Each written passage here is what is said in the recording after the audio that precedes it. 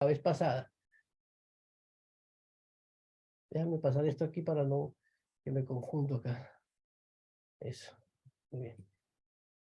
Bueno, Ya un momentito, por favor, que voy a pasar esto acá. No puede pasar. Ve, bueno.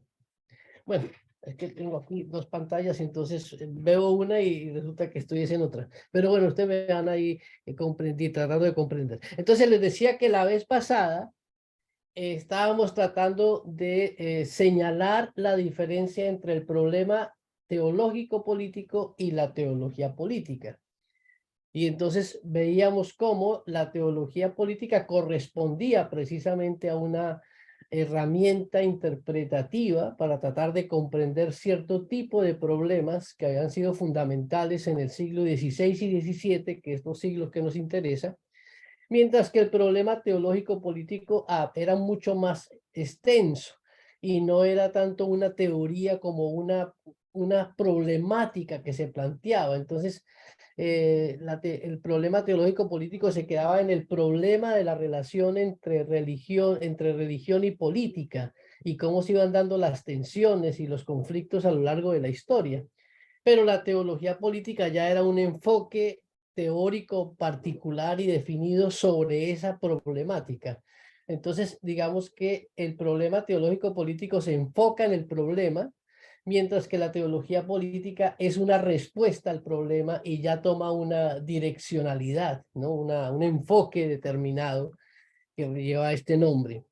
Creo que con eso medianamente vimos la vez pasada, si ustedes se acuerdan, unos textos a los que quizás no le dedicamos mucho tiempo de pasada. Eh, ¿Me puede dar compartir pantalla, Renzo?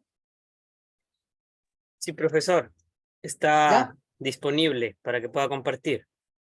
Bueno, a ver, está aquí. Que la vez pasada, ok. ¿Ahí lo están viendo? Todavía no. A ver.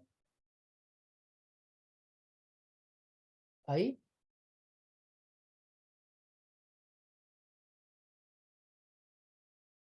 ¿Ahí? ¿Ahí, Renzo? Todavía no, profesor. ¿Nada? ¿No? No, todavía no. A ver, Ahora sí, ya empezó ya. Ya se está viendo ya. ok. ¿Ahí? ¿Se ve? Sí, ahora sí se ve, profesor. Todo Bueno. perfecto. Listo. La vez pasada, así de carrera, a ver si fue no sé si fue acá. No, no fue aquí. Aquí. Bueno. Mire, la vez pasada, para ir cerrando ya el ciclo de lo que era la teología política, pues estábamos mencionando que Carl Smith recoge de los pensadores contrarrevolucionarios, entre ellos, pues obviamente a Donoso Cortés. Y mencionábamos una frase de Donoso Cortés, que es una frase un poco irónica, que está en un libro que se lo recomiendo, que se llama Ensayos y Escritos de Donoso Cortés. Es muy interesante que lean este libro porque es un texto del siglo XIX. Donoso Cortés es lo que podríamos llamar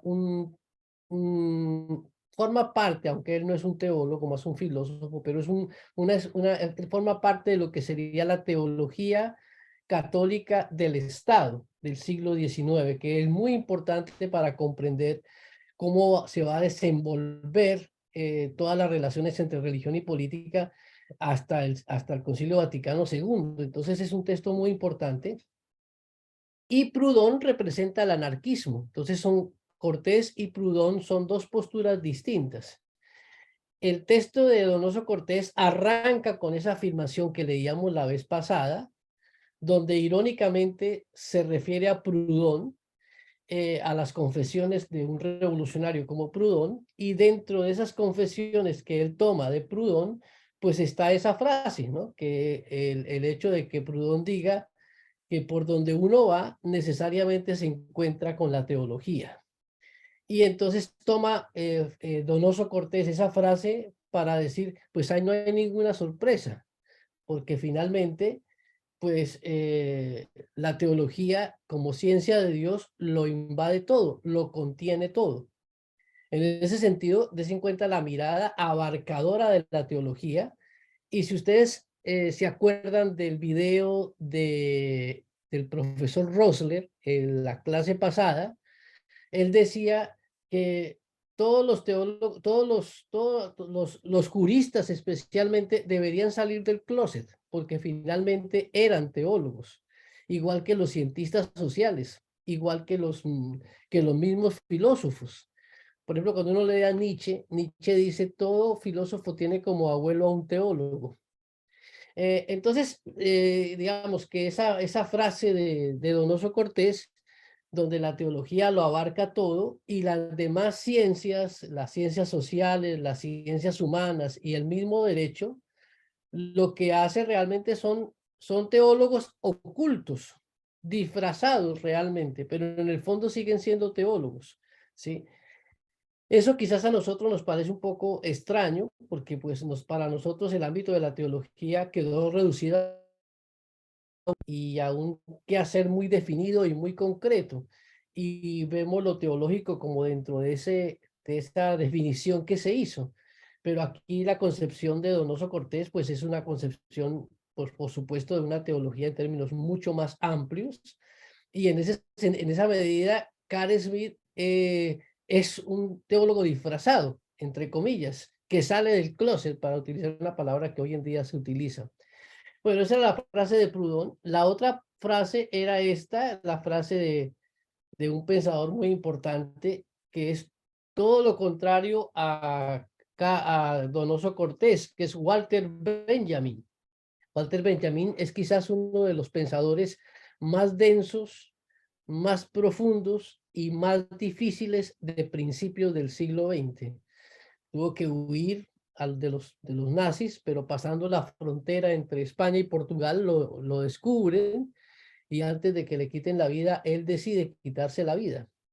Y tiene pues varios textos indiscutiblemente, y uno dentro de los textos de las tesis de la historia, este es una de las tesis donde dice, bueno, el materialismo histórico realmente está siendo manejado por debajo por la teología, y que obviamente la teología no sale a la luz, pero porque, como él dice, en esta época la teología se ha vuelto pequeña y fea y no hay que dejarla ver, pero finalmente en el fondo la teología maneja los hilos del materialismo histórico.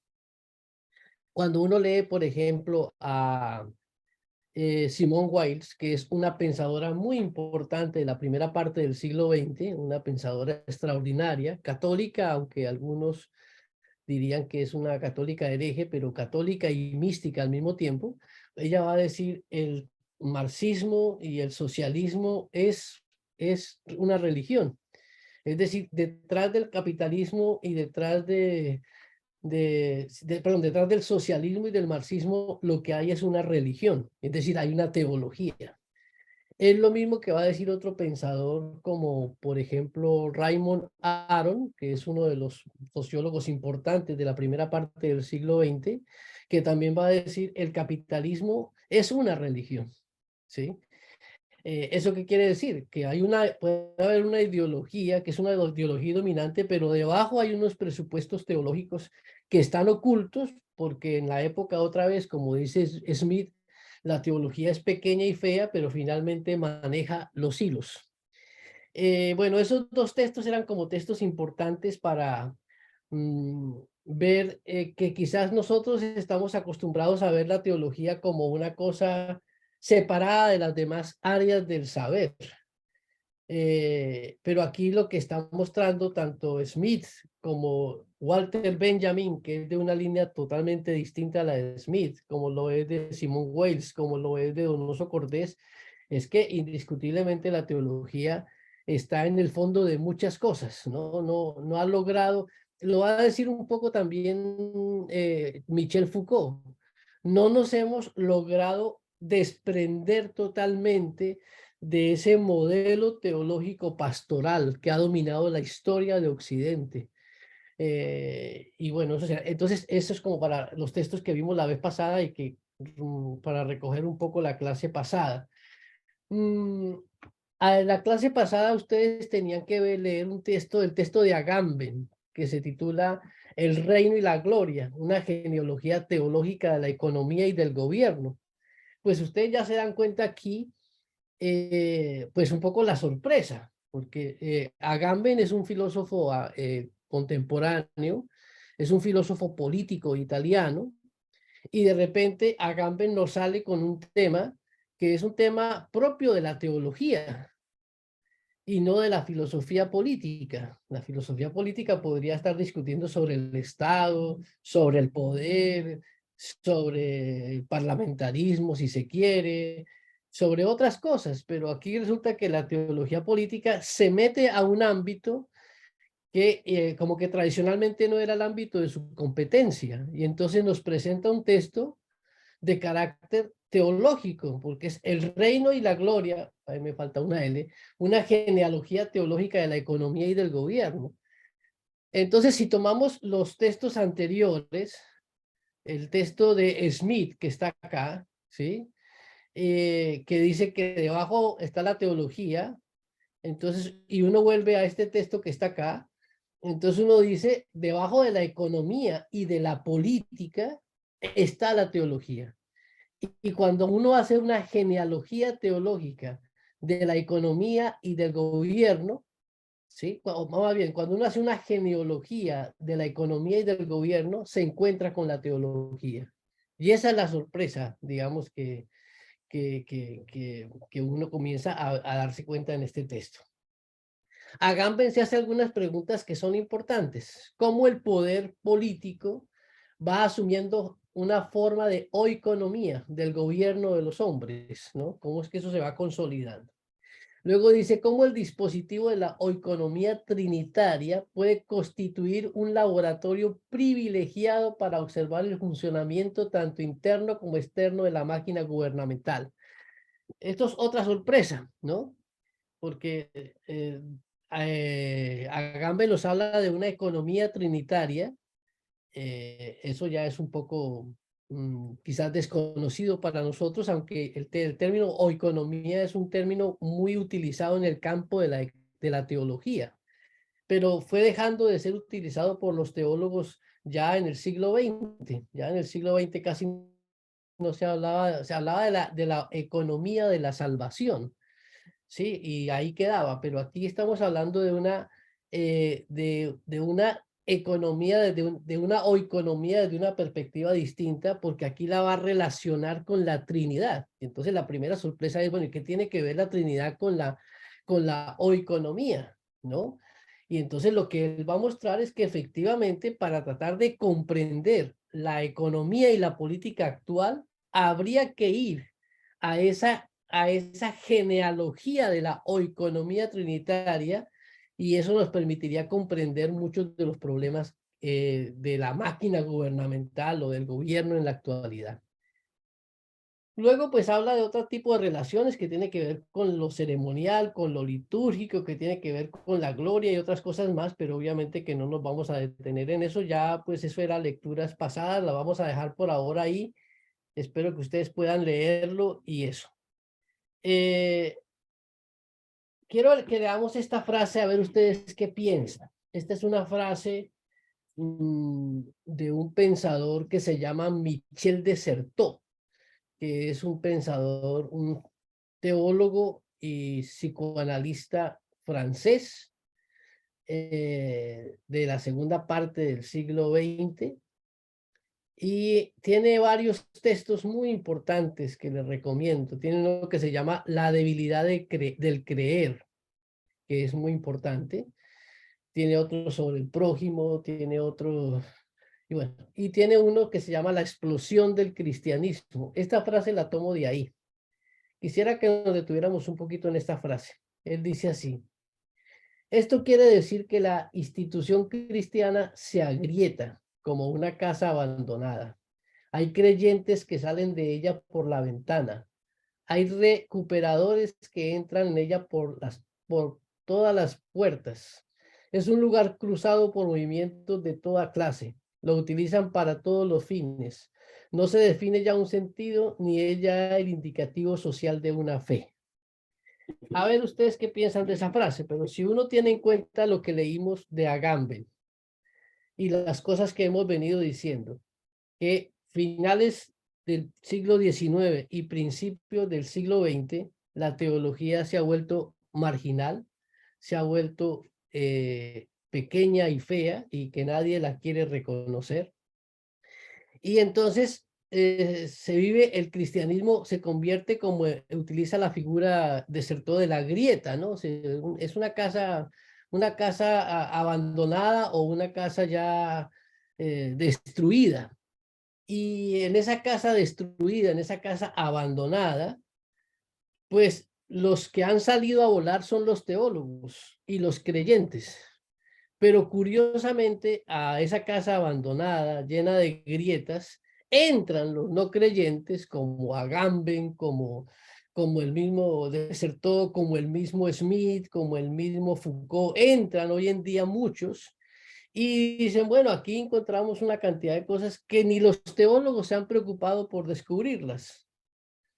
Entonces comienzan a recuperar ciertas cosas como la recupera Foucault, como la recupera Agamben, como la recupera Espósito. Hay una cantidad de pensadores que entran a esa casa que es el cristianismo, que es una casa abandonada y agrietada, y encuentran cosas que los mismos teólogos no quieren, no encuentran ninguna riqueza.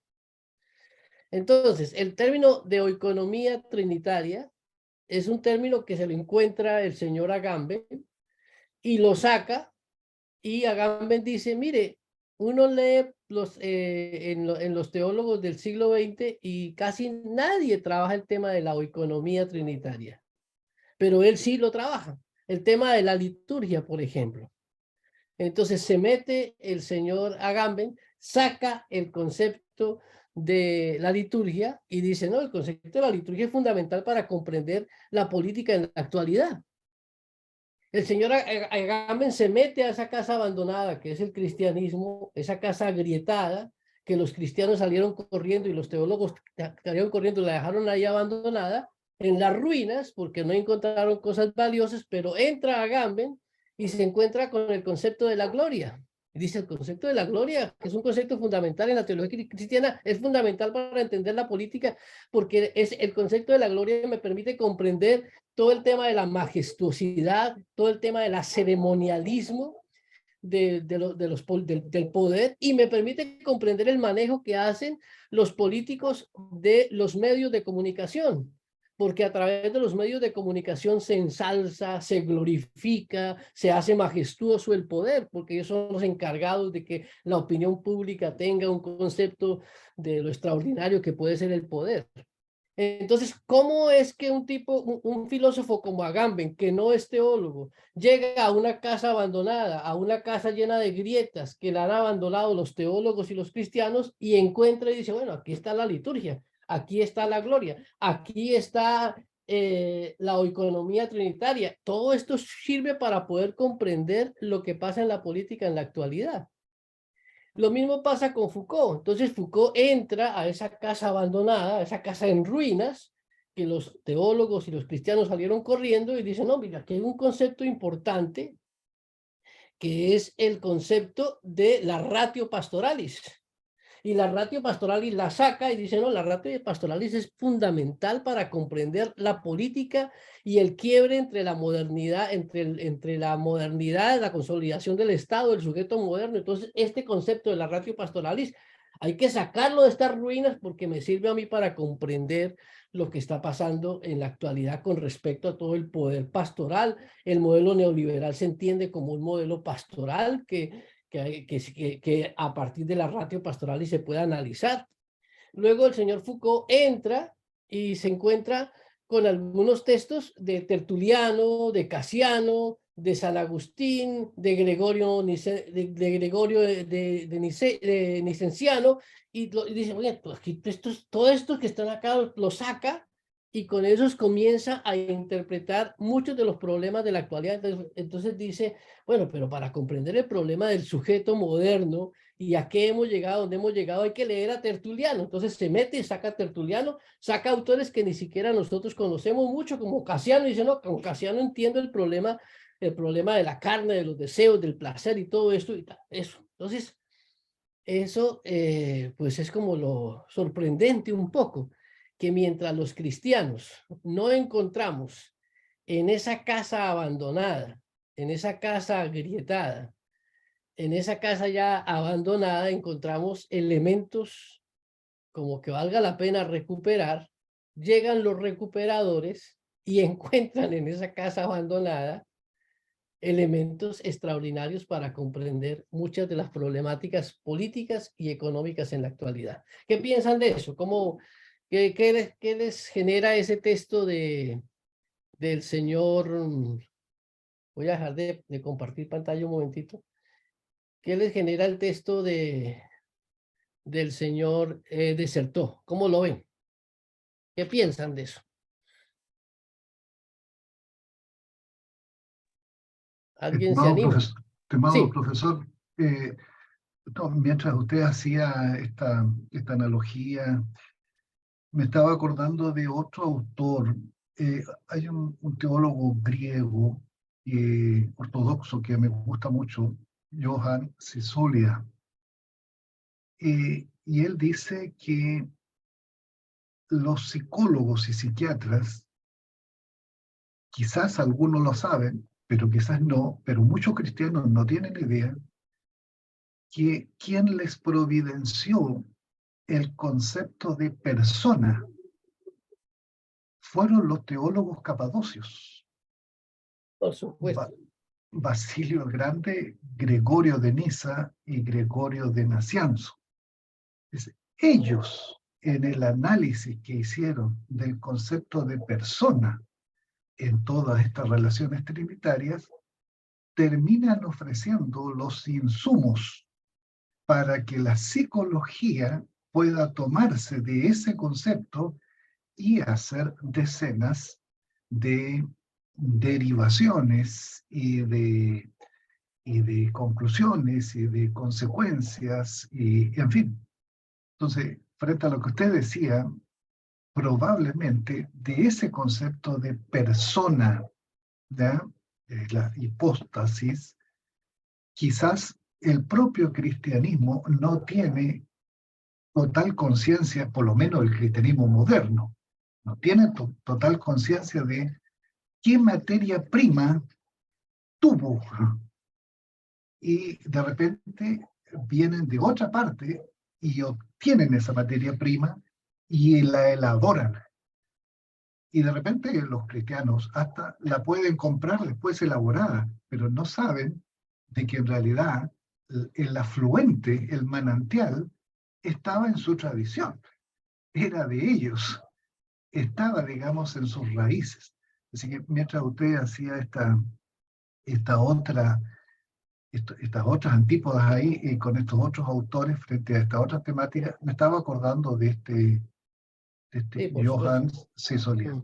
Sí, muy bien. Sí, por supuesto, el concepto de persona viene de la tradición cristiana. El concepto de comunidad es un concepto que viene de la tradición cristiana. Uno se sorprende cuando lee a Foucault y Foucault dice, hay el concepto de gobierno. Mire que esto es una cosa muy dura, porque dice Foucault, el concepto de gobierno no hay que buscarlo en la tradición grecorromana. Eso es una sorpresa, porque generalmente cuando se habla del ámbito de la política, lo referente es lo grecorromano. Entonces la democracia, los tipos de gobierno, los tipos de forma de organización, hay que ir a Roma y hay que ir a Grecia. Pero Foucault dice, no, mire, el concepto de gobierno es un concepto que no viene de Roma ni de Grecia, no es grecorromano, es mesopotámico. Se lo debemos a los hebreos, se lo debemos a los asirios, se lo debemos a los egipcios. Es de la tradición egipcia, de la tradición babilónica, de la tradición hebrea, donde viene el concepto de gobierno que toma la iglesia. Entonces, esa es otra sorpresa, ¿no? De que lo curioso es que nosotros, los que hemos estudiado teología, pues a veces no encontramos dentro de esa casa abandonada las riquezas que otros vienen y encuentran y se roban. O sea, ¿qué hace, por ejemplo, qué hace Agamben escribiendo un texto sobre Pablo? ¿Qué hace Baudiou escribiendo un texto sobre Pablo? ¿Sí? Cuando no son sus campos. No porque no lo puedan hacer, sino que sencillamente han encontrado dentro de esa casa abandonada la importancia que juega Pablo para plantearse el problema de la ley. ¿Sí? Bueno, era como una frase que quería tomarles, recordarles por lo menos o presentarles, que me parecía que nos ayuda a comprender un poco el alcance de lo teológico más allá de lo propiamente teológico, ¿no? Y ver cómo entonces, como dice Agamben, pues dentro de la tradición cristiana se encuentran muchos tesoros, entre comillas, que hoy en día no son tomados curiosamente por la teología, sino son tomados por otras ciencias que efectivamente han encontrado ahí elementos muy importantes para comprender todo lo que tiene que ver con la economía, con la política y con otras áreas más. Sí, adelante, Miguel. Yo quería acotar también, profesor, de que, por ejemplo, en el caso de San Anselmo, Sí, en su trabajo sobre por qué Dios se hizo hombre, sí. en este caso, buscar en la casa vieja, ¿no? Algo que se pueda rescatar ha resultado negativo, ¿no? Porque muchos han encontrado en su teología un, eh, un aliciente para exigir el pago de la deuda externa a los países pobres, ¿no? O sea, también, También puede ir al otro lado, usted dice. exactamente, ¿no? Sí, sí, sí, También, sí, exactamente. sí. Y Sí, más bien mi pregunta sería, ¿no? ¿Qué conceptos? Está bien, tenemos una herencia muy rica, positiva, negativa, ¿no? Pero no todo es positivo, ¿no? También hay cosas que hay que modificar. Pero sí, efectivamente ayuda mucho a entender las causas, ¿no? Y por qué nosotros actuamos de una determinada manera en la actualidad. sí, yo creo que sí estaba pensando en otro concepto que también es muy importante, que nos han arrebatado de la teología, que es el concepto de los derechos humanos. El concepto de los derechos humanos nace con la tradición cristiana y sobre todo nace con la tradición de la reforma radical del siglo XVI. Pero hoy en día como que sentimos lo que dice Agamben, una prudente vergüenza, ¿no? Y nos daría vergüenza decir, mire, los derechos humanos es un tema que viene de la tradición de la reforma radical, ¿no? Porque sencillamente los cientistas sociales o los politólogos se han adueñado de esos conceptos y los han desteologizado. Y al desteologizarlos, pues obviamente pareciera que los conceptos no tuviesen nada que ver con la teología, cuando efectivamente, como decía el profesor Rosler, quizás hay que sacarlos del closet para darnos cuenta que hay una tradición teológica que va más allá de lo que uno pensaba. Bueno, ¿alguna cosa más antes de seguir? Si no, seguimos. Voy a volver entonces a proyectar la pantalla, si me permiten.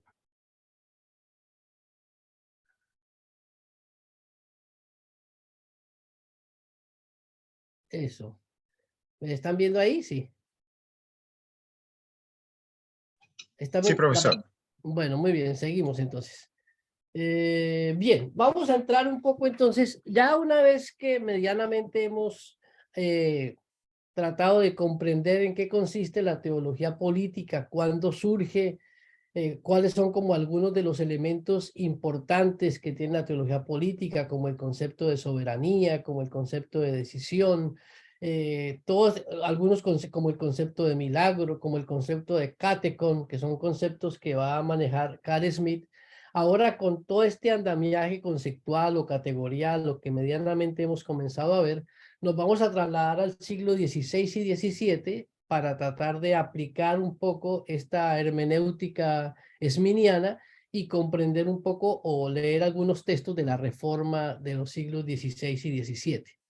Digo de los 16 y 17 porque generalmente los autores que nosotros manejamos de la teología protestante son Lutero, Calvino y Zwinglio, pero hubo otras propuestas de reforma que van a ir a finales del 16 y en la primera parte del 17, que va a ser muy importante y determinante para la definición del Estado moderno y para señalar un quiebre con el protestantismo original, digamos. Vamos a empezar a ver una diferenciación entre ese protestantismo de principios del 16 y ese protestantismo de finales del 16 y principios del 17, donde ya uno va a comenzar a ver que hay unas diferenciaciones entre el uno y el otro.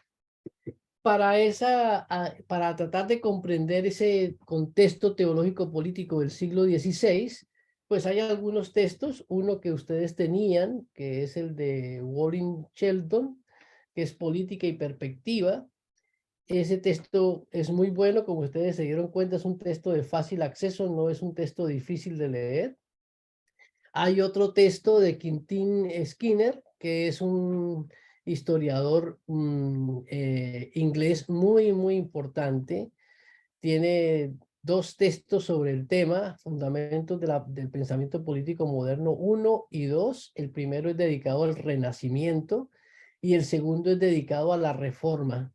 Este segundo es quizás el más importante para nosotros. No vamos a trabajarlo nosotros porque no tenemos el tiempo para hacerlo, pero si ustedes se encuentran con ese texto, se los recomiendo. Es un texto fundamental para entender toda la problemática.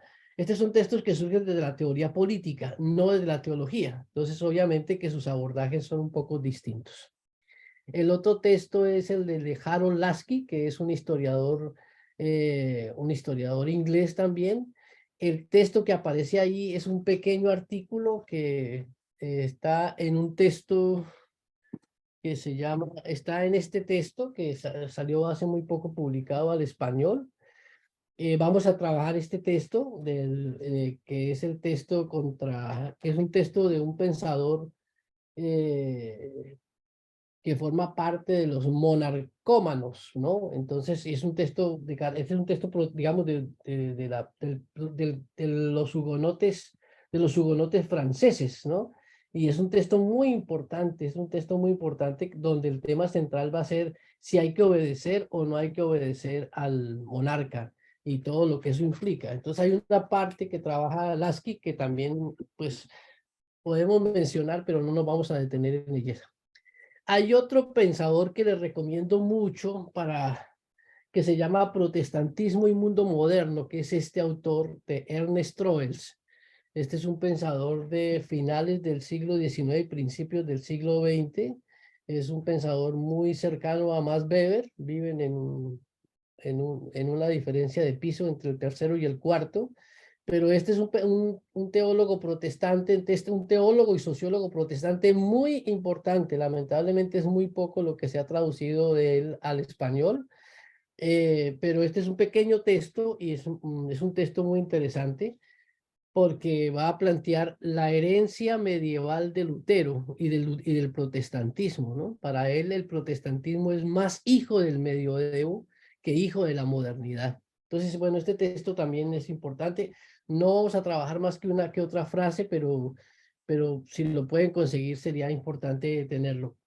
Si yo puedo tener el de Troels virtualmente, lo puedo mandar, pero los otros dos no los tengo virtualmente, así que tengo el de Skinner virtualmente, pero está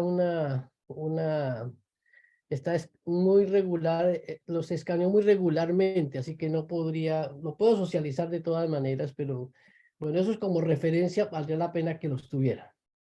Bien.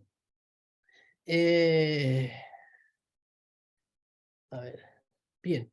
Entonces, entrando, digamos, al texto de de Shelton que ustedes estuvieron leyendo, como ustedes se pudieron dar cuenta, pues es un texto de fácil acceso, no es un texto muy difícil. Con lo primero que nos encontramos es que, pues generalmente la Edad Media ha sido catalogada como una época de oscurantismo teológico, y eso pues obviamente no ha permitido ver la riqueza que se encuentra en la Edad Media.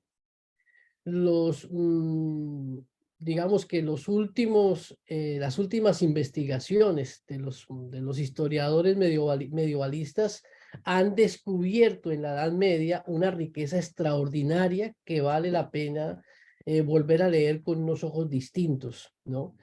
Yo creo que el mismo protestantismo también trató de hacer de lado a la Edad Media, lo cual me parece que fue fatal para el protestantismo, sobre todo no tanto el primer protestantismo, no tanto el protestantismo de Lutero,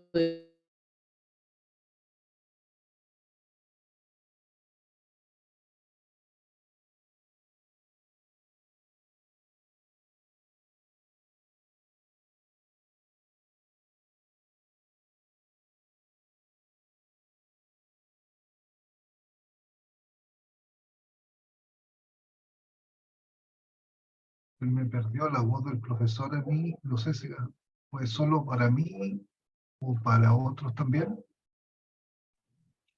Sí, para mí también se ha congelado. Sí, parece que ya ha salido. Aquí también. Sí, hermanos, hermanas, el profesor está teniendo unos Dificultades. problemas con la conexión. En breve va a retomar la clase. Unos minutos, por favor. Le pedimos de su paciencia. Gracias.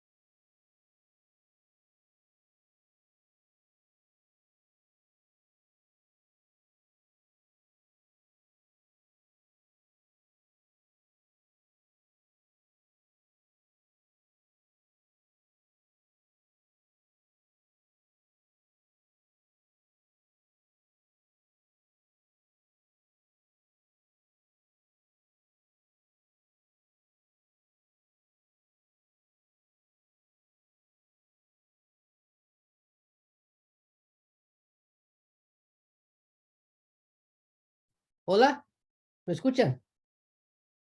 ¿Me escuchan? Ya, qué Hola. bueno, qué Sí, bueno, qué bueno. profesor. Ya, Ya, se qué le bueno, escucha. ya te escuchamos. Ya. Sí, voy a volver a compartir pantalla porque tuve aquí un problema con el computador. Me sorprendió. Ahí están viendo la pantalla. Sí, profesor Jairo. Vemos la pantalla, la diapositiva. Ay, discúlpeme, por favor, qué pena, pero me pasó aquí un problema inesperado con el computador. Aquí. Bueno, estábamos hablando de la Edad Media. Quizás ustedes todos escucharon un poco hablar de la Edad Jairo, Media. disculpa, Sí. ¿puedes ampliar tu pantalla? A ver. Como estaba Perfecto. anteriormente, estaba amplia. Pensé que estaba amplia, no está No, amplia. no, no, no. Ese estaba en modo para que tú puedas. Ya, ahora sí. Ah, Ahí pero sí, ahí, creo que ya, no. ahí, a ver, Bueno, ahora sí. ahí está. No, No está ampliada ahí. no. A ver. Ahí, Ahora sí, profesor. sí, bueno, muy bien. Pero retrocede. Eh, ¿De qué? Estamos aquí en el contexto teológico político del siglo XVI, ¿sí? ¿Me escuchan? Renzo. Sí, profesor. ¿Y están viendo la pantalla? Sí. No. Sí, yo veo la Sí se ve, pantalla pero y pequeño, escucho. profesor. Bueno, Listo, si me están viendo la pantalla, entonces estamos viendo el contexto teológico político del siglo XVI a partir del texto de Shelton, que ustedes medianamente tuvieron que haber leído. Entonces les decía que, como ustedes se dan cuenta, el texto de Shelton recoge o por lo menos toma una afirmación con la que generalmente se ha calificado a la Edad Media como una época de oscurantismo y sobre todo de oscurantismo teológico, donde el papel de la Iglesia fue determinante. Esa concepción que ha habido de la Edad Media como un periodo de oscurantismo teológico no nos ha posibilitado o no nos ha permitido encontrar la riqueza que uno puede encontrar en la Edad Media. Si uno se sumerge en la Edad Media a partir de los nuevos descubrimientos de los historiadores del medioevo, se sorprendería de que muchos de los conceptos, muchas de las definiciones de la política del después del siglo XVI hasta el siglo XX, está profundamente impregnada de esa teología medieval. El protestantismo también heredó esa postura frente al medioevo, no solamente la ciencia y la política, sino la misma teología protestante. También tuvo una desvalorización de la Edad Media, pero sobre todo el protestantismo de finales del XVII en adelante, porque el protestantismo del siglo XVI, por lo menos los padres del protestantismo, Lutero, Calvino y Zwinglio, efectivamente tuvieron muy en cuenta lo que había en la Edad Media. No, para ellos no fue posible una ruptura, un deslinde entre la Edad Media y lo que ahora comenzaba, que sí ya es una lectura posterior donde se planteó la Edad Media y la Edad Moderna como algo totalmente nuevo. Eso no es tan así. Realmente hay unos fluidos de un lado y de otro que no desaparecen totalmente, sino que al contrario son posiblemente redefinidos y retomados, pero que no necesariamente se pueden echar por la borda. Hay una frase de este pensador que les decía que es Ernest Troels, que se lo recomendaba porque es uno de los teólogos y sociólogos más importantes de finales del XIX y principios del siglo XX.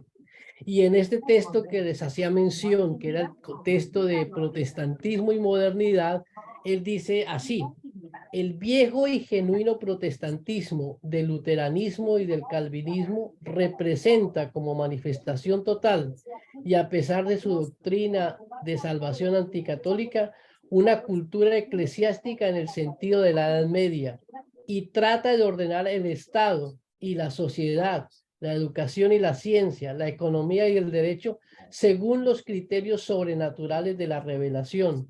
Y lo mismo que la Edad Media, incorpora la ley natural como idéntica originalmente a la ley de Dios. Esto es muy importante porque un protestante como Troels muestra que el protestantismo es hijo de la Edad Media, ¿no? Que no hay el protestantismo realmente no significa una ruptura teológica con la Edad Media. Sí va a plantear unos quiebres o unos giros, yo no diría tanto unos giros teológicos como unos giros más políticos y ético-políticos, si se quiere, que son mucho más determinantes. Bueno, eso un poquito para retomar ese texto de Troels, que es muy importante tener en cuenta. Nos dice Shelton lo siguiente, y coloqué algunas partecitas en rojo para que ustedes para que las tuviéramos todos en cuenta. Dice Profesor, Shelton, sí, profesor, ¿se sí, puede? sí.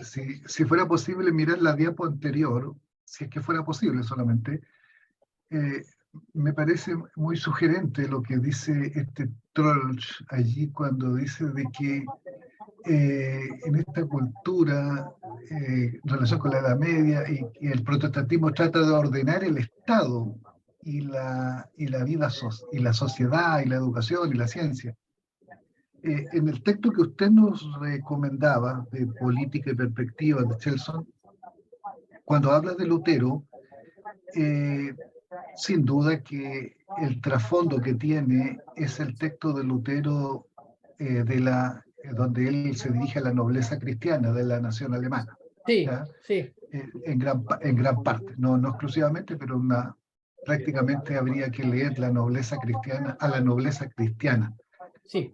Y me parece muy acertado y sugerente lo que dice Trells, de que el protestantismo de alguna manera quiere incidir y meter su mano en el Estado y en la vida de la sociedad, en la educación, porque precisamente en ese texto a la nobleza cristiana de la nación alemana, Lutero, en términos de método, hace lo mismo que él está criticando, en el sentido que él le escribe a los príncipes para que no permitan que la iglesia haga esto y lo otro, ¿ya? Que no permitan, que metan mano, que interfieran, ¿ya? Pero sin embargo, Lutero representa a la iglesia también, una iglesia disidente, una iglesia en proceso de reforma, ¿cierto?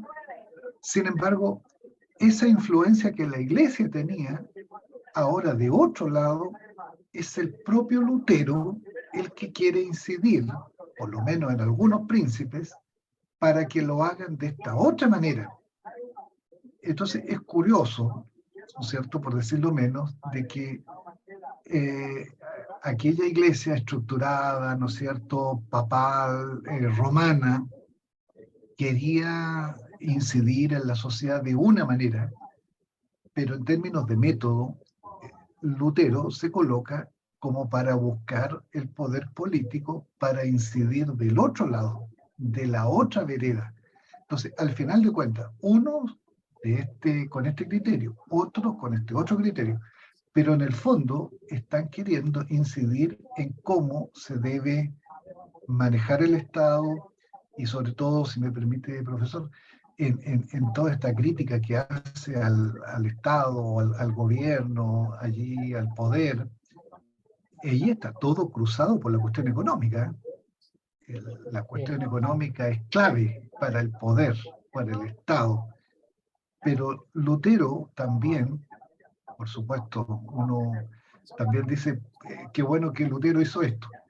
En el fondo, con su método, Lutero se coloca del otro lado para hacer precisamente esto que destaca Ernest Trells. Sí. Sí, muy bien, hermano, claro, estamos de acuerdo. Me parece que vamos por la misma línea de lo que estamos viendo. Y sí, efectivamente, uno lo que tendría que decir es que Lutero se monta en el mismo modelo del medioevo en la relación religión y política. No hay un cambio de modelo, el paradigma es el mismo. Es decir, en el paradigma cristiano católico, es imposible separar la iglesia y el Estado, porque ambos son instrumentos de Dios. Ambos son, y lo va también a decir Lutero, ambos son ministros.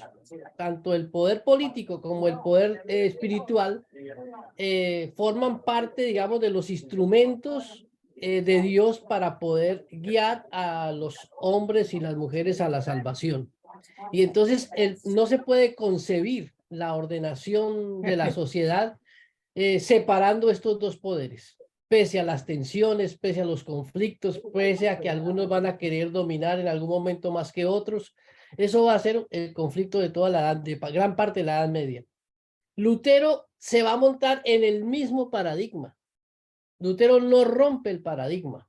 Lutero continúa con el paradigma de la Edad Media, solamente que replantea la relacionalidad, pero el paradigma es el mismo. No se puede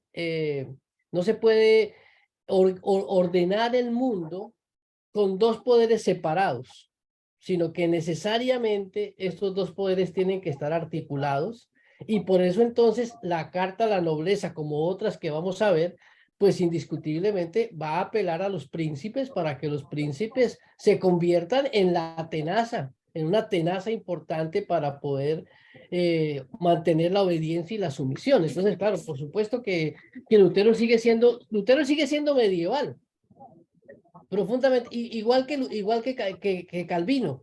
Ahora, ¿dónde se va a dar el quiebre? El quiebre no lo va a dar ni Lutero, ni Calvino, ni Zwinglio. El quiebre lo van a dar los segundos reformadores. La segunda generación de los reformadores es la que va a comenzar a dar el quiebre, y ya el protestantismo de finales del siglo XVII, ya ese protestantismo va a ser un protestantismo totalmente distinto al protestantismo original.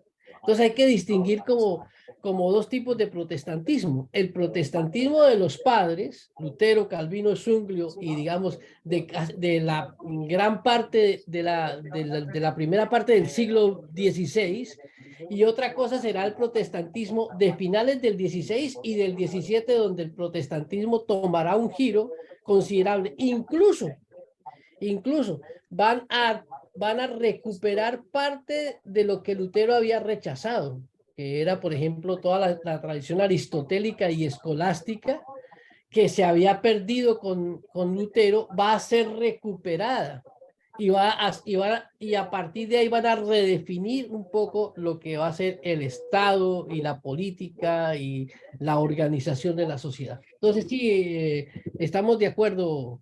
¿Cómo es que es su nombre, hermano, que se me va? Pedro. Pedro Correa, ahora me acuerdo por Correa. Bueno, vamos a descansar 5 minutos, aunque yo tuve un corte, pero de todas maneras me parece que está bien que descansemos unos 5 minuticos y no. Bueno, don Renzo, ¿está por ahí? Sí, profesor Jairo, aquí estamos. Bueno, volvemos a compartir pantalla, sí. Pero Claro, pantalla profesor, adelante. Renzo, completa, sí, está bien. Ahora sí. Ahí está bien. Se Sí, puede está bien. observar. No, Perfecto. no, pero se ha achicado ahora de nuevo. Se ha achicado otra vez. Claro, sí, la anterior, la otra vista, ahí, esa vista. ¿Ahí está bien? Ahí sí está grande. ¿Ahí está grande para todos? Sí, profesor. Bueno, listo. Estamos graves acá, bueno, listo. Entonces, voy a ir acá, aquí. Bueno. Listo. Bueno, qué pena que hoy ha sido con un día medio complicado con las proyecciones y otras cosas más. Bueno, estábamos conversando con lo que estaba diciendo Pedro a partir de la frase de Ernest Troels que tomábamos de este libro que se llama Protestantismo y Modernidad, para tratar de mostrar que realmente, si bien es cierto, hay como algunas innovaciones en la reforma sigue siendo en muchos aspectos medieval. Que sí, efectivamente hay una mayor innovación con respecto a lo político y a otras dimensiones más, sobre todo en un segundo protestantismo, pero no en este primer protestantismo. En el protestantismo de Lutero, Calvino y Zwinglio todavía el protestantismo está pegado al medioevo, y ya donde va a darse con mayor ruptura será en el 17, donde ahí indiscutiblemente con más de mayor definición se van a establecer como campos totalmente autónomos lo político, lo económico y lo religioso. Pero obviamente aquí ya van a empezar algunos insumos. Cuando uno toma los textos de Lutero que vamos a comenzar a ver, por lo menos para la próxima clase vamos a trabajar por lo menos 2 textos de Lutero. El texto que decía Pedro, que es el de la nobleza cristiana, es un texto importante para leerlo ya desde esta perspectiva de la teología política. También vamos a leer otro sobre el gobierno secular, que es otro texto que también es importante tener en cuenta. Y quizás habría un tercer texto, que es el texto que tiene que ver con los campesinos. Estos 3 textos, ahora leídos desde la teología política, pues obviamente nos permitirá ver un poco las continuidades y las innovaciones que comienzan a aparecer, pero que todavía no logran consolidarse con Lutero, Calvino y Zwinglio. Como algunos elementos importantes de esa teología política de Lutero, pues indiscutiblemente Lutero asume una postura crítica frente a la a la teología política del momento, manteniendo, como decíamos en la conversación con Pedro, el mismo paradigma, solamente que va a plantear un cambio de relaciones, digamos, más en el ejercicio del poder es donde se van a dar como algunos cambios, pero el paradigma sigue siendo el mismo.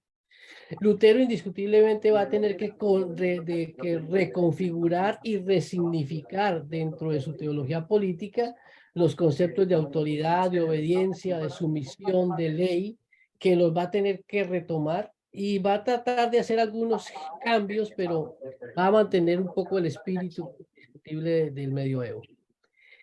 Parte, digamos, de la paradoja que va a tener que enfrentar Lutero es que el orden y el control social va a tener que entregárselo a los príncipes. Ese va a ser como el dolor de cabeza que va a tener que afrontar, digamos, el protestantismo. Lo vamos a ver un poquito con mayor detenimiento un poco más adelante, pero cuando, creo que les decía a ustedes, cuando Lutero quema la bula papal, juntamente con la bula papal quema el derecho canónico. Y eso era un acto simbólico muy importante, porque al quemar el derecho canónico se está quitando, digamos, las tenazas de la iglesia en la parte jurídica. Sin embargo, si bien es cierto, fue un acto simbólico extremadamente fuerte y muy importante, con el tiempo Lutero va a tener que echar para atrás y va a tener que volver a retomar muchos de los elementos del derecho canónico que antes había quemado juntamente con la bula papal. Tenemos ahí dos frases importantes, una que es la que menciona Shelton, que es la que aparece ahí, y otra que es de un historiador que se lo recomiendo muchísimo, que se llama Figgis, es un historiador francés, perdón, un historiador inglés de finales del 19 y principios del siglo XX. Yo creo que es un pensador para comprender la problemática. Él es anglicano, entonces tiene una perspectiva muy interesante y me parece que la tiene un texto que se lo recomiendo si lo logran conseguir. A ver si lo tengo por acá. Sí, este texto es un texto, yo creo que es un texto muy valioso, se llama El Derecho Divino de los Reyes. Que me parece que aquí nos ayuda a comprender muchísimo la problemática que va a vivir la reforma del siglo XVI y XVII. Él tiene una frase, sobre todo en un texto que anexó posteriormente a este texto del Derecho Divino de los Reyes, que es un texto sobre Lutero y Maquiavelo, que ya eso muestra un poco unas cercanías que generalmente no se asocian, pero que él logra asociar, porque son dos pensadores que se mueven en paradigmas un poco distintos, pero que curiosamente, a pesar de que son dos paradigmas distintos con respecto a lo político y a lo religioso, se van aproximando y en algunos momentos van a haber unas cercanías que los va a asociar demasiado. Figgins dice así: la mente protestante coloca toda la autoridad eclesiástica por debajo de la jurisdicción y, perdón que yo no alcanzo a ver acá, por debajo de la jurisdicción y sujetó el control del príncipe de Dios, entre comillas, que es omnipotente en su propio dominio. No fue sino hasta las exigencias que tuvieron que vivir un poco los presbiterianos, donde realmente se comienza a plantear la necesidad de una independencia del Estado. Entonces, esto me parece que recoge un poquito la propuesta de Lutero. Lutero, al querer liberarse de la presión católica, al querer liberarse del control católico y de las tenazas del catolicismo, pues sencillamente va a tener que, o va a vivir la paradoja, como dice Shelton, de tener que entregarle ese control y ese poder que tenía la Iglesia Católica a los príncipes. Y ahora entonces tenemos a unos príncipes omnipotentes que poco a poco se van a convertir o van a asumir un carácter divino, y por eso se va a comenzar a hablar del derecho divino de los reyes. Y en esa medida, pues obviamente, la crítica que se le va a hacer a Lutero es que Lutero va a fortalecer precisamente el derecho divino de los reyes. Eso efectivamente puede ser verdad y eso es un poco la perspectiva de Figgis. Sin embargo, hay que tener en cuenta otros aspectos que también son importantes de lo que está pasando en el otro lado.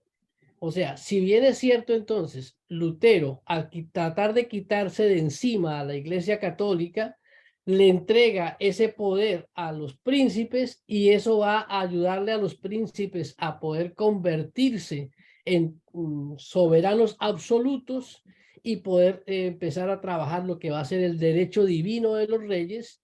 Si bien es cierto, eso puede ser una línea importante y que fue efectivamente clave para los príncipes y para el establecimiento de los estados absolutos de los reyes.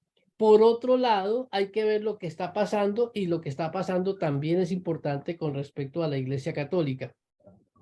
Entonces, siguiendo adelante un poco con más con las otras perspectivas que también están en juego, la actitud de Lutero, por un lado, pues obviamente va a favorecer la autonomía de lo político y por otro lado va a llevar a que la teología pierda pues muchos de los aspectos políticos que le eran muy importantes.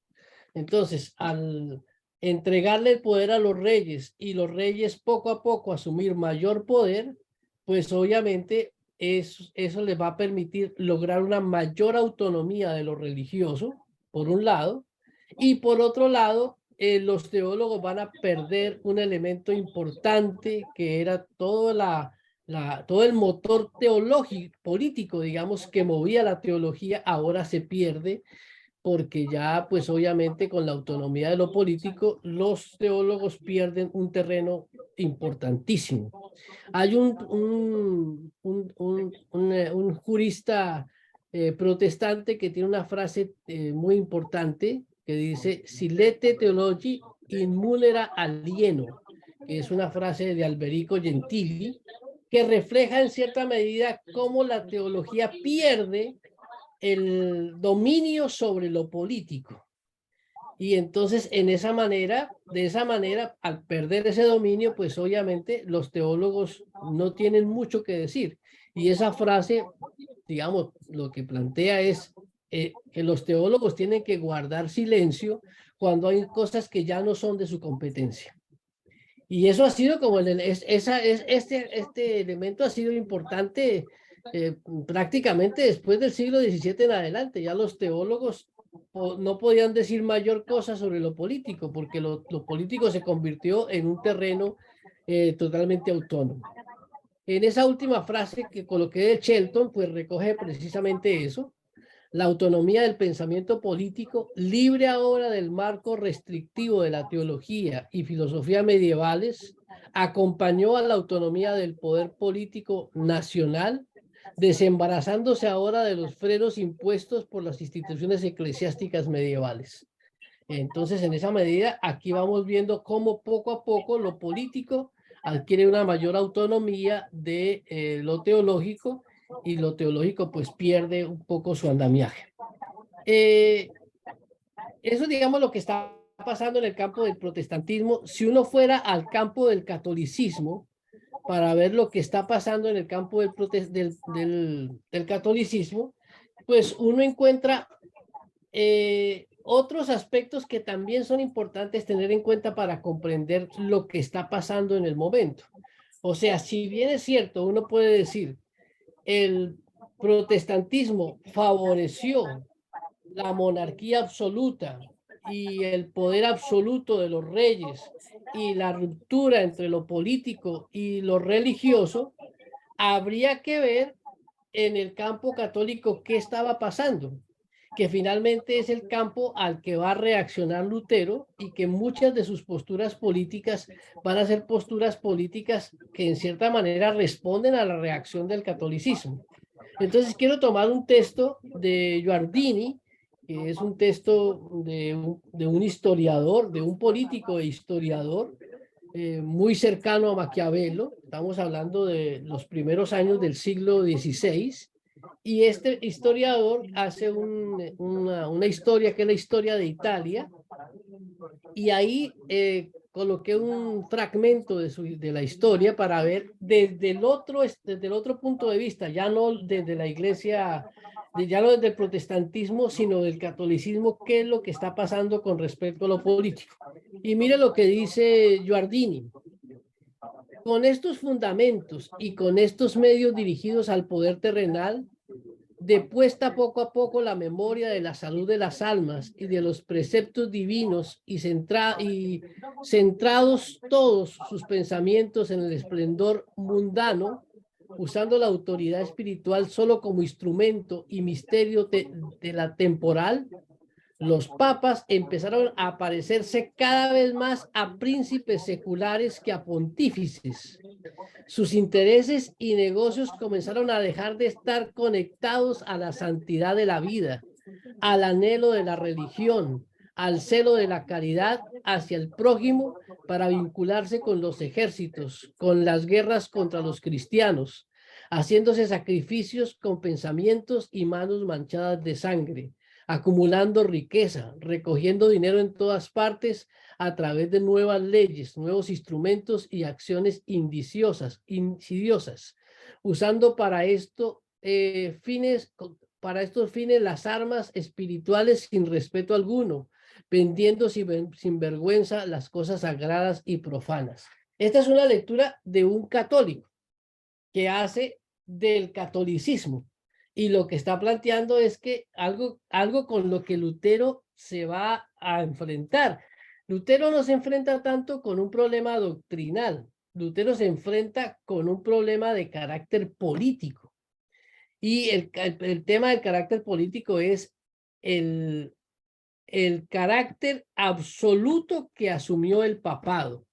El papado asume un carácter absoluto, se convierte en un poder soberano, y uno podría decir que es más la herencia del catolicismo con respecto a estos estados pontificios donde el Papa pierde su carácter religioso y asume un carácter político, lo que realmente está detrás de ese derecho sagrado de los reyes. A ver si me logro dar a entender. Entonces, si bien es cierto, uno podría decir que Lutero favoreció el absolutismo de la monarquía y todo el carácter del derecho divino de los reyes, por otro lado, uno podría ver que el mismo catolicismo había llevado al papado a un nivel tal que el papado mismo había perdido el carácter, digamos, religioso, y había asumido un carácter profundamente político,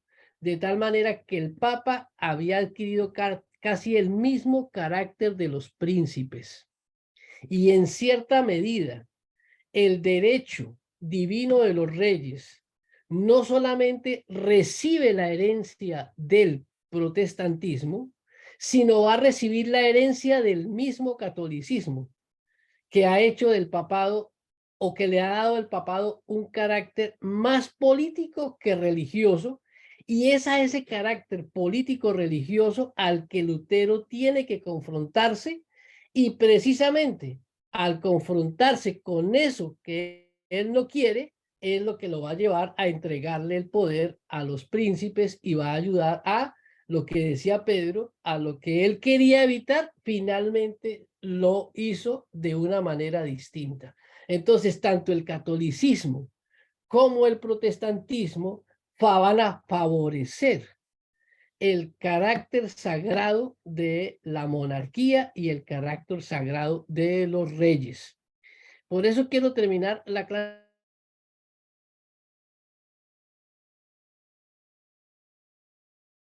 que se llama Tomás Campanella.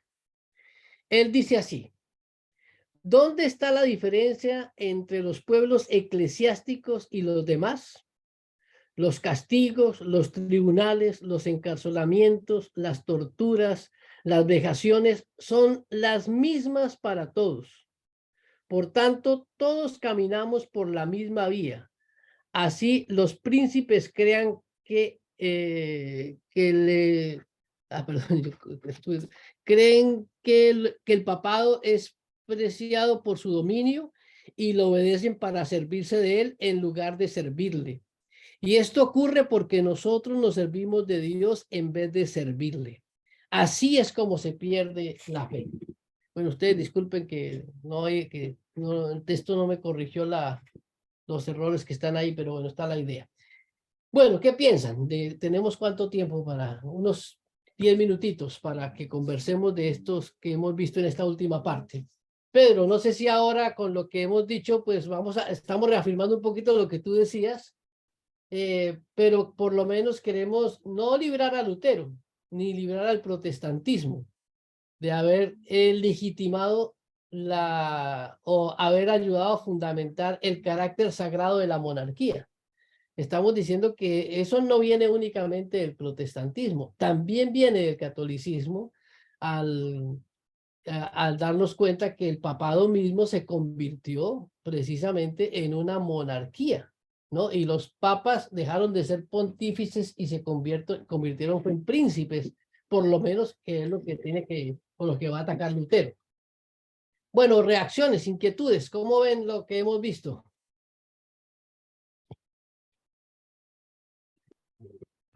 Ya que fui aludido, digo mi opinión solamente, profesor.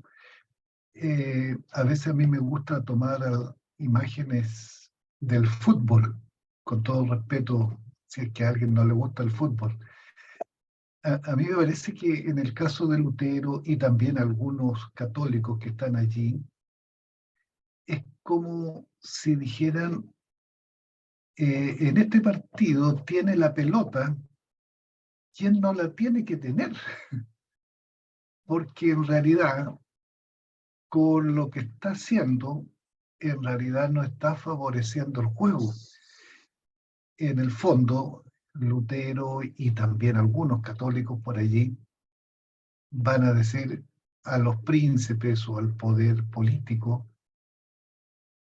ustedes tienen que tomar la bola, tienen que tomar la pelota, porque si la sigue teniendo Roma, esto va a ser un desastre mayor cada vez.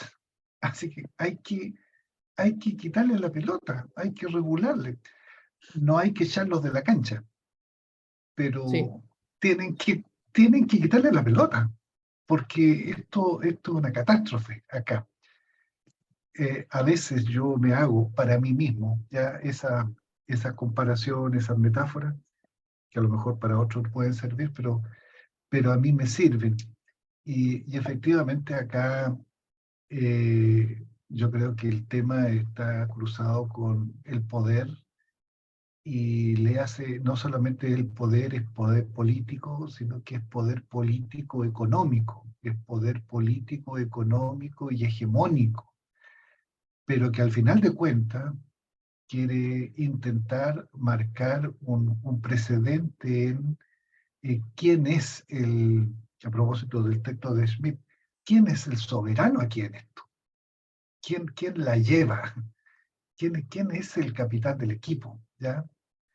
Y me parece que allí está, digamos, toda esta tensión en la cual, claro, si uno la mira desde esta vía, probablemente el tema justificación por la fe o el tema de la sola escritura puede que hasta no queden como en el primer lugar del protagonismo, pero en el fondo van a tener estos temas una nueva comprensión en la medida en que eso esté afectando relaciones sociales entre quienes son parte de esa contingencia. Sí. Por ahí, hasta ahí llego yo. Sí. Está bien, digamos que uno puede usar la metáfora como la de la pelota que usted utiliza, y la Iglesia Católica siempre quiso tener el control de la pelota, pero ocasionalmente le daba la pelota a los reyes para que ellos también jugaran, pero el control de la pelota lo tenía la Iglesia. Pero llegó el momento en que la Iglesia decidió jugar ella misma, un solo partido entre ella misma, es decir, los príncipes se convirtieron en espectadores y lo sacó del juego. porque el papado se convirtió en un principado. El papado se convirtió en un estado pontificio. Entonces, el papado, en cierta manera, el papado se convierte en el primer estado moderno, que esa es la ironía. Que eso no lo reconozca la teoría política es otra cosa. Generalmente, cuando uno lee los textos de teoría política, los textos de teoría política no parten de la Iglesia Católica como el surgimiento del Estado moderno, sino que el Estado moderno va a surgir después de que la Reforma le va a dar el impulso a los reyes y la autonomía a los reyes, y los reyes van a consolidar sus territorios y van a crear los estados nacionales. Entonces, desde la mayoría de los desde la teoría política, el Estado moderno nace como en el impulso del protestantismo. Pero lo que uno ve realmente es que el Estado moderno no nace con el protestantismo. El Estado moderno nace con el papado, porque el papado se convierte en un Estado pontificio, que tiene un príncipe, y ahí yo les recomiendo que ustedes lean este librito, que me imagino que ustedes lo han leído, pero que ahora lo deberían leer un poquito distinto, que es El Príncipe de Maquiavelo. El capítulo 11 del libro del Príncipe de Maquiavelo se titula así. Se titula de los principados eclesiásticos, ¿sí? Y el Príncipe de Maquiavelo describe al príncipe eclesiástico, que es el Papa. Son 3 hojitas para que ustedes lo lean. Y se sorprenderá la manera como Maquiavelo describe al Papa como príncipe. Dice, además dime lo que dice Maquiavelo. El verdadero príncipe es el Papa, porque tiene súbditos y le obedecen sin ningún tipo de esfuerzo. Mientras los príncipes, para que obedezcan sus súbditos, utilizan la fuerza, el papado no lo necesita. Los súbditos le obedecen fácilmente. Mientras el príncipe tiene que ir y visitar los territorios para mantener el control, el papado como principado no tiene que ir, porque tiene ya toda una infraestructura muy bien elaborada. El papado tiene un cuerpo cardenalicio y un cuerpo de embajadores que ya lo convierte en el primer estado moderno, ¿sí? Ese es como y es a eso a lo que Lutero se enfrenta. Ese es el dolor de cabeza de Lutero, ese tipo. O sea, no se desconoce la doctrina, pero es ese elemento de ese papado político al que Lutero se enfrenta. Entonces, digamos que la Iglesia Católica va a jugar, pero ahora quiere jugar ella sola porque le quiere quitar la pelota a los reyes. Lutero vuelve y recupera la pelota y dice, vamos a jugar el partido, ¿sí? Vamos a jugar el partido y bueno, juguemos el partido. Y Lutero les entrega otra vez la pelota para jugar el partido entre la Iglesia y el Estado. Pero el Estado, los príncipes, tienen un modelo, que es el modelo católico. Entonces, los príncipes se quedan con la pelota. Y al quedarse con la pelota, pues obviamente la iglesia, el protestantismo, que es extremadamente frágil, porque no tiene infraestructura tan poderosa como la Iglesia Católica, pues obviamente frente al nuevo juego, pues indiscutiblemente el protestantismo va a llevar de perder, porque los príncipes fácilmente van a lograr el control sobre lo religioso sin ningún tipo de problemas. Cosa que no va a pasar en los territorios católicos, porque ahí el príncipe papal, pues obviamente va a tener una dinámica distinta. Bueno, ¿alguna pregunta? ¿Algo más? Profesor, una consulta. Sí. Profesor. Ever, La lectura de Sheldon, en sí. la parte que va de teología política, él dice que Regnum y Sacerdotium formaban jurisdicciones complementarias dentro de la República Cristiana. Lo político y lo religioso. Ese es el paradigma. Ya. Sí. Ya, el paradigma. Y El, acá para- hay o sea, influye- el paradigma en el que está montada la Iglesia Católica es que la cristiandad, no digamos el cristianismo, la cristiandad que es toda, cuando hablamos de cristiandad es una cultura, no la religión cristiana, sino la cultura cristiana, la cristiandad, la república cristiana tiene dos tenazas, la Iglesia y el Estado, y eso es la república perdón, el reino y el sacerdocio, y eso no se puede separar. Sí. Ok. Y habla de los influyentes como Marsilio, que habla que las leyes solo es por voluntad humana y ya no hay Dios como legislador. Y aparte, Lutero menciona que por los reformadores protestantes primeros va a despolitizar la religión y Maquiavelo y los humanistas italianos van a desteologizar la política. Pues hay todo un Eso. contexto.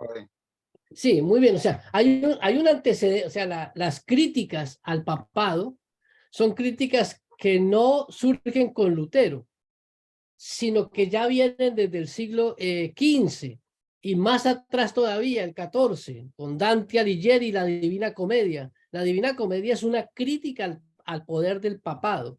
Y luego Marsilio es otro de los críticos duros al papado. Entonces hay una crítica muy dura. También hay todo un movimiento que es el movimiento conciliar, que es la manera de salvar esto es con que los cardenales asuman un carácter político y que sean los que definan las cosas antes que el papado, pero finalmente tampoco logra consolidarse todo el movimiento conciliar. Entonces hay varias fuerzas que están en pugna contra contra ese papado que cada vez se convierte más en un estado pontificio y deja el carácter religioso para asumir un carácter político. Tanto Lutero como Maquiavelo quieren un cambio de en lo que está pasando. Solamente que Lutero se para en la teología y Maquiavelo se para en la política. Entonces, ambos quieren hacer un cambio. Y para hacer el cambio, ¿qué hace Lutero? Lutero le quita el carácter político a la teología, le quita el carácter político a la teología y la deja como libre de lo político, es lo que trata de hacer Lutero. Pero por otro lado, ya Maquiavelo le quita el carácter teológico a lo político. Y de esa manera, entonces, ambos van a buscar, van a buscar transformar esta realidad, pero desde puntos de vista distintos, pero son muy parecidos, tanto Lutero como Maquiavelo, solamente que uno se para en la teología porque es un clérigo y el otro se para en la política porque es un político. ¿Sí? Y entonces, para Lutero hay que liberar a la teología de la política. ¿Sí? Y para el otro hay que liberar todo lo político de lo teológico, pero ambos quieren de todas maneras transformar esa realidad. Curiosamente, ambos, tanto Maquiavelo como Lutero, están atacando al papado, ¿sí? Porque el papado se ha vuelto extremadamente peligroso. Antes dice Maquiavelo, antes los príncipes no le tenían miedo al papado, se atrevían a desobedecer al papado. El papado daba una orden y la desobedecían. Es más, una de las herramientas que utilizaba el papado para generar temor era la excomunión. Pero ya los príncipes no le tenían miedo al papado. Pero ¿qué pasa en el siglo finales del 15 y 16? Que ahora el papado tiene un ejército de mercenarios y tiene un ejército extremadamente sólido y muy duro. Entonces, ahora el papado genera terror y genera miedo. Ahora los príncipes quieren hacer alianzas con el papado. ¿Sí? Bueno, entonces sí, ese es un poco lo que está detrás del texto de Shelton, Ever. El profesor. Bueno, ¿alguien más? Víctor.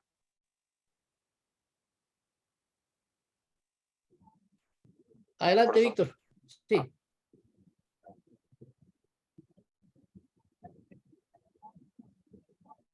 Adelante.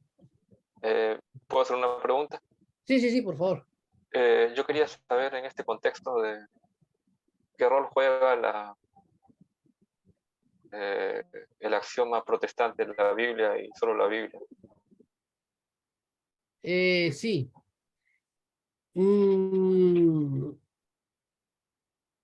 Digamos, indiscutiblemente que la Biblia es un texto, la Biblia es un texto, la Biblia históricamente para cierto tipo de lecturas ha sido fundamentales, ¿sí? Porque en la medida que el pueblo ha leído la Biblia, pues ha tomado conciencia de muchas cosas que comienza posteriormente a criticar. Entonces, la lectura del texto bíblico, pues indiscutiblemente va a ser fundamental. Lutero, no solamente, Lutero, mire, dentro de las virtudes, pues por supuesto los defectos, pero también las virtudes de Lutero, es que Lutero va a traducir la Biblia al alemán vulgar. ¿Y eso qué significa? Eso significa que Lutero se va a ir a la plaza de mercado y va a escuchar cómo la gente habla, y a partir de cómo habla la gente en el mercado va a comenzar a traducir el texto bíblico. Entonces ese carácter divino del texto va a adquirir un lenguaje extremadamente popular, muy cercano para la gente. Eso por un lado, y eso es una virtud importantísima. Por otro lado, digamos que no solamente el pueblo va a tener acceso al texto bíblico, sino que también Lutero va a unificar el idioma alemán. ¿Por qué? Porque existen muchos dialectos alemanes. Entonces, como hay muchos dialectos, pues obviamente no hay un alemán unificado. Con el texto de Lutero se va a unificar, se va a comenzar a unificar el idioma alemán. Y al unificar el idioma alemán, pues eso va a lograr ayudar a consolidar a Alemania como pueblo, como nación, porque hay un solo idioma, no hay una cantidad de dialectos, sino uno solo. Y es a partir del texto bíblico. Entonces eso tiene un carácter revolucionario, ¿no? Porque ahora las personas leen el texto bíblico y al leer el texto bíblico, pues indiscutiblemente van a encontrar una distancia entre lo que el texto bíblico plantea y la estructura político-religiosa que existe, ¿no? Incluso muchos movimientos revoltosos que van a surgir a partir de la lectura del texto bíblico. Entonces el texto bíblico es fundamental y lo ha sido históricamente, ¿sí? Lo ha sido históricamente para las transformaciones dentro de la iglesia, como también para otras transformaciones, por lo menos hasta el siglo XIX. Sí, adelante, Miguel. Tienes apagado el... Si miro las cosas del otro lado, podría decir también, ¿no?, de que el énfasis en la inerrancia bíblica puede ser una herramienta utilizada por los príncipes para someter al pueblo. Es decir, se apoya la inerrancia bíblica porque se sostiene como sea que el texto bíblico no pueda ser contradicho, justamente para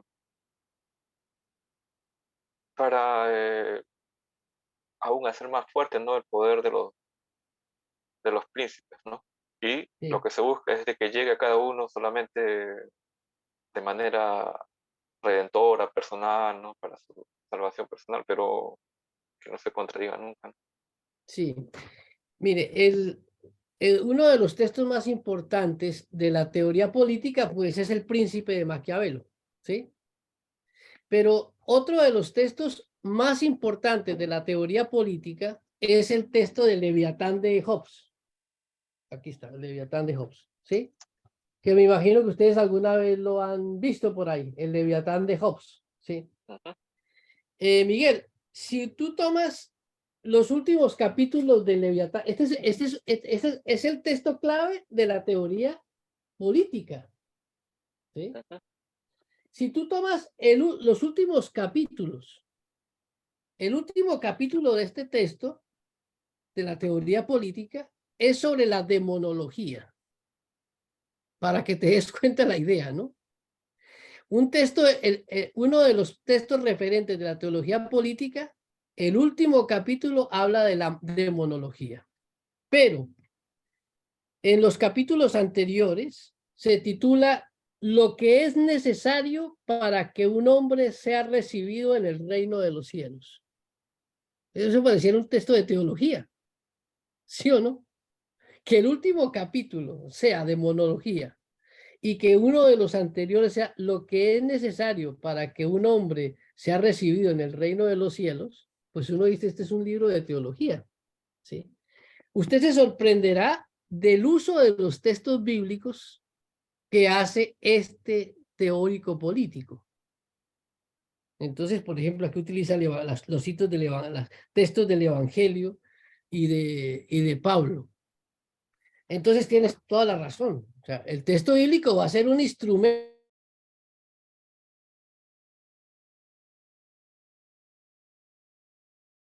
Sí, pero ambos lo van a utilizar, por supuesto. Ahora, es más, voy a colocar un ejemplo que a veces he colocado, ¿no? La reina Isabel. La reina Isabel tenía un equipo de teólogos que elaboraban los sermones para las parroquias. Entonces, las parroquias en el siglo XVII eran fundamentales, porque los pueblos no tenían un lugar de encuentro. No había un salón comunal. Entonces, ¿cuál era el lugar que convocaba a los ciudadanos en los pueblos y en las ciudades? Las parroquias. Entonces, había que tener un control de las parroquias. Y no solamente de las parroquias, de los párrocos. Y no solamente de los párrocos, sino de lo que los párrocos dijeran. Entonces, los teólogos del imperio elaboraban los sermones, que eran los sermones que iban a predicar los párrocos en las parroquias. ¿De dónde venían? De la monarquía. Entonces, efectivamente, el texto bíblico era utilizado por la monarquía y también era utilizado por el pueblo, porque los movimientos de resistencia, pues leían el Evangelio y obviamente eso pues los inspiraba a la rebeldía, ¿no? Pero sí, el texto bíblico era utilizado por ambos, no únicamente por el pueblo. Bueno, se nos acabó el tiempo. Entonces, yo les voy a mandar a ustedes, bueno, ya mencionábamos los textos que ya también mencionaba también Pedro, que es a la nobleza cristiana, que será un texto para que hay que leer necesariamente, que nos ayuda ya a entrar a la problemática de los textos de la Reforma y sobre el gobierno secular, ¿no? Es otro texto. Entonces yo se los mando y Renzo, por favor, lo repica. Claro que sí, profesor Jairo. Perfecto. Más bien aprovechar para recordar las diapositivas para hacerle llegar a nuestros compañeros. Sí, tengo un problema con las diapositivas porque no sé qué me está pasando y utilizo las diapositivas que presento son las que no he corregido y entonces no sé cuál es la que estoy presentando. Entonces voy a revisar porque hay unas que he corregido y ya pienso que están corregidas, pero ahora que las he presentado no tienen las correcciones que hice. Pero bueno, voy a revisar y te mando las corregidas. Excelente, profesor Jairo. Muy bien. Bueno, que pasen buena noche entonces. Nos vemos el otro martes.